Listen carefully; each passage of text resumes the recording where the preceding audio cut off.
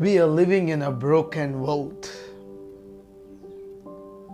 And this is the burden God is putting in me to talk about the families. What's happening among the Christian families, the issues. Today, especially Christian families, are breaking like anything. Families are the heartbeat of God. Families are designed by God in the very beginning. But today, devil is attacking Christian families like anything. And so much of attack coming over the families. And families are very precious, very important. No families, no church. No families. We cannot do anything alone.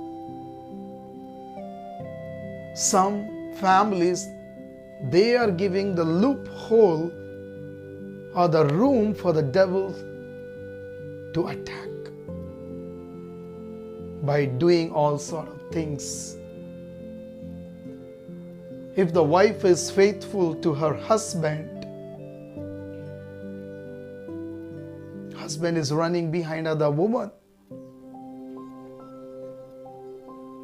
Or if the husband is faithful to his wife, wife is running behind other man. Extramarital affairs are taking place. So much of sexual sin is happening in the families, outside the families. And the church has to pay attention to the families. No families, no church. We have to understand this importance in our life. Today, families became so casual. We know what happened in the times of Noah. They didn't obey the voice of God. They didn't listen to that man of God, Noah. All families were collapsed. Today the world, especially the Christian world, is going somewhere else like a Sodom and Gomorrah. Playing with sin. One man having 3-4 women. One woman is having 3-4 men. They are just sin. They are playing with sin, but they don't know the consequences of sin. The wages of sin is death. And my heart is breaking because God, in this last days, God is putting this burden in me to minister to the families, especially to the Christian families, so that there will be a time of reconciliation. There will be a time of restoration. There will be a time of forgiveness. And families must come back. Must come back. That is the plan of God. That is the will of God. We are believing the lies of devil. Sometimes you cannot blame devil is attacking you. No. Some purposefully they are giving the room to the devil. But for some, attack is coming, for which God is there to protect them and help them to overcome and stay together. On the day of marriage, we make a vow.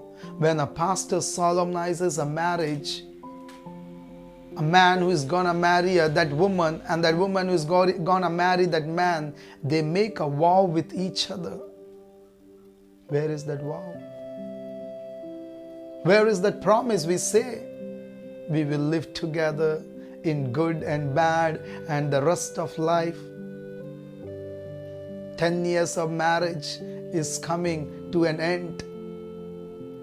Other side, new marriage. Today they are married, tomorrow they are separated, divorced. They are putting legal documents for divorce because they want to go for extra marital affairs.